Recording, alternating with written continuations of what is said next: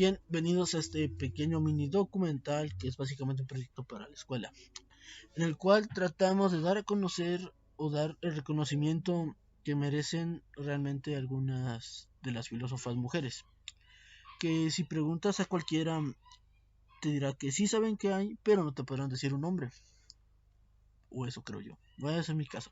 Por ejemplo, a mí, antes de realizar esta investigación, no podría decir algún nombre de alguna mujer filósofa.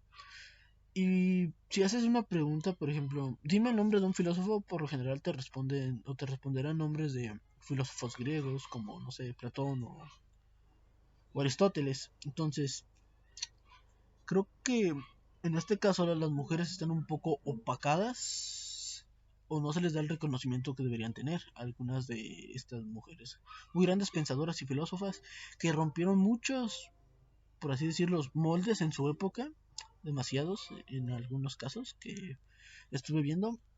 Y vamos a empezar con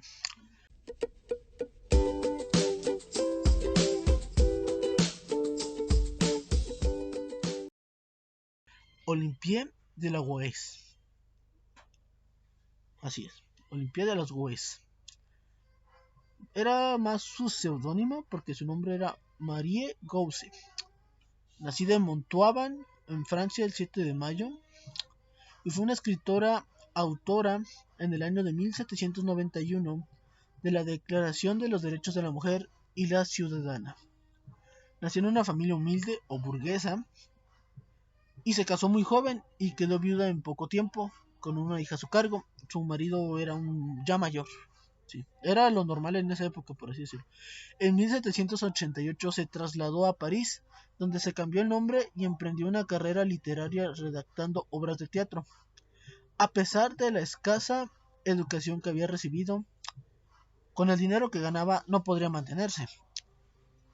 En 1789 se asomó a la Revolución Francesa, ya ven, la guillotina, y defendió una monarquía moderada. Fue en este periodo cuando escribió un gran número de artículos, manifiestos y discursos, unos 30 en total.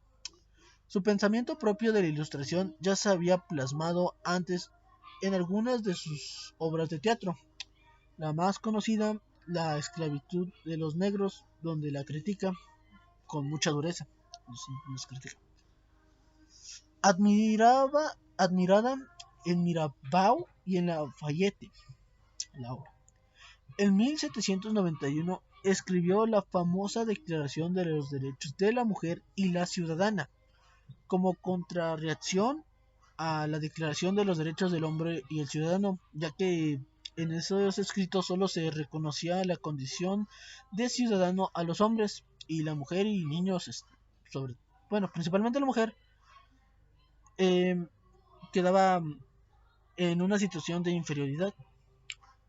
Su declaración de la mujer y la ciudadana empieza con las siguientes palabras. Hombre, ¿eres capaz de ser justo?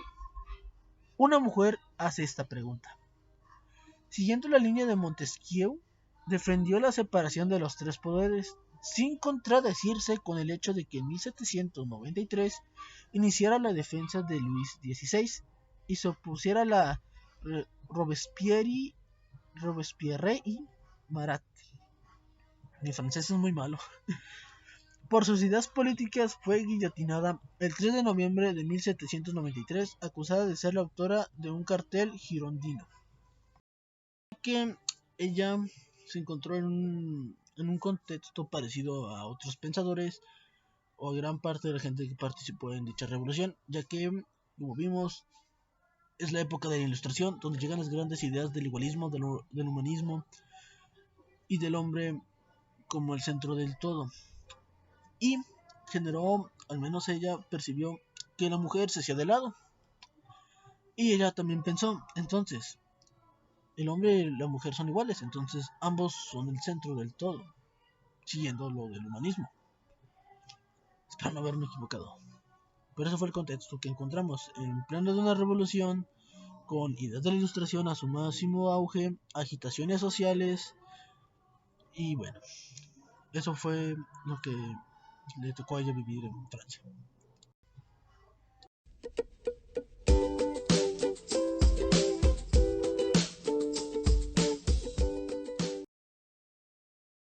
Hablaremos de Christine de Pisanier de Pisan.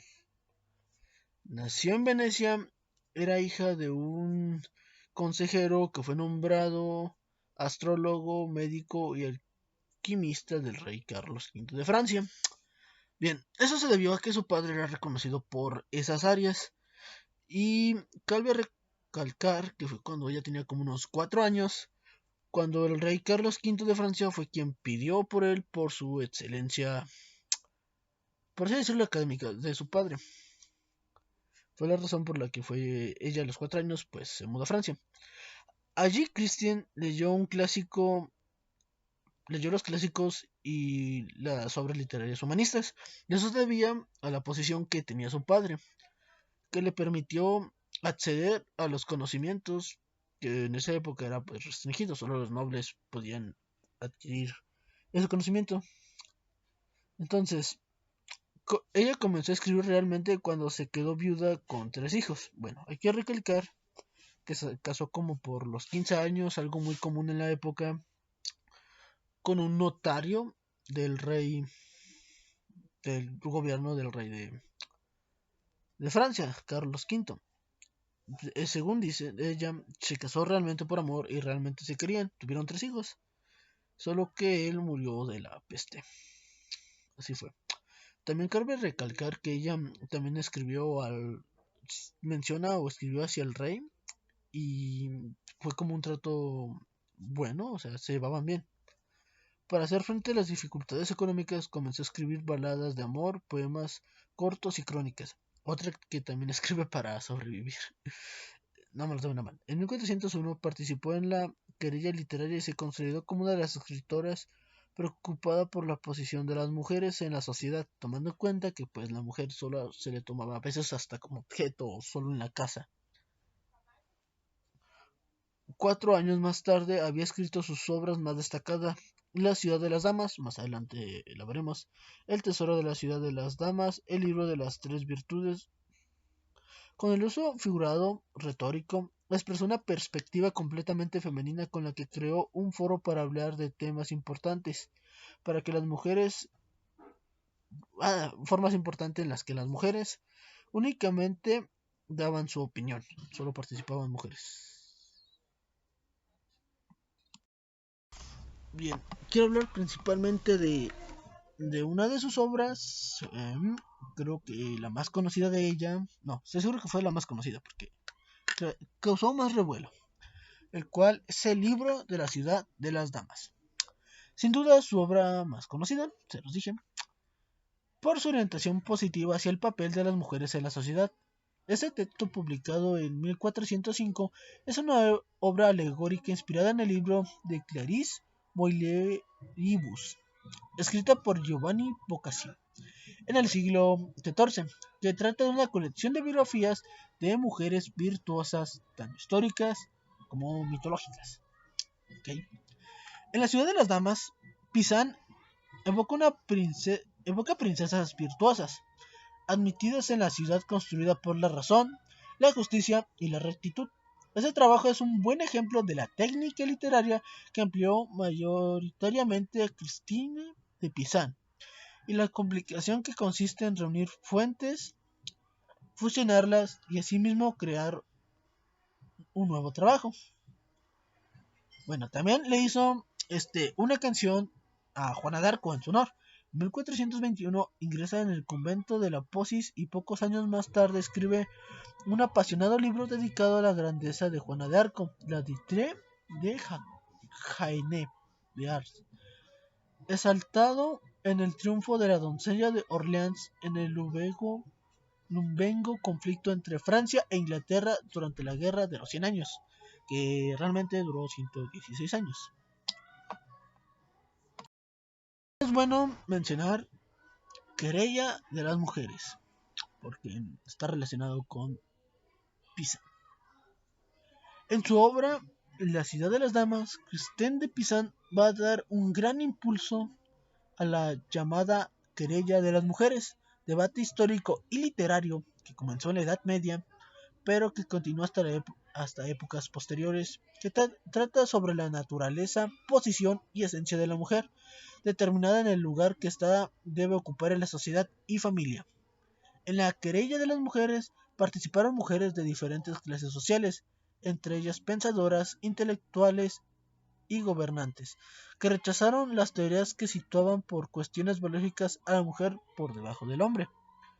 Paradójicamente, lo que no se supo de la vida de la gran Christine de Pizan es que en la Edad Media, periodo en el que escribió sus bellas obras literarias y en defensa de las mujeres, habría desembocar en el llamado Renacimiento, que fue una época mucho más propia para su sexo, soy malo pronunciando la X, que la ignorablemente destonada la época medieval.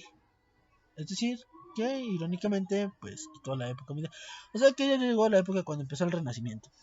Y ya echaron a la patada en la Edad Media. Así que es todo lo que puedo hablar. Por lo que podemos observar, estas mujeres pensadoras llevaron o aportaron al cambio que se exige, ya que según las leyes de la época, el hombre debía estar por encima de la mujer. Pero ellas no lo vieron así y buscaron trataron y aportaron a la lucha de llegar a un igualismo entre hombres y mujeres. Y ya lo notamos, sin importar la clase social o raza, que por cierto la raza es un invento de los cristianos del siglo XV o XVI para justificar la esclavitud en el Nuevo Mundo. Así que con este pensamiento se puede notar que no todos los son, ¿cómo explicarlo? Que tanto como hombres y mujeres han aportado al pensamiento intelectual y que actualmente está en vigor, ya que ellos analizaron el lugar y la posición que debía ocupar la mujer en por así decirlo, en este mundo de hombres. Bueno, considerado mundo de hombres. Entonces, considero que rompieron muchos moldes de la época. Sí, tomando en cuenta que una participó en la Edad Media, o sea, considerada una época de tiempo oscuro, por así decirlo, en cuestión de pensamiento o de derechos. Y creo que hasta aquí termina este pequeño mini documental. Espero haber podido darles dos filósofas y espero que se sigan reconociendo más porque importante labor la que llevaron a cabo.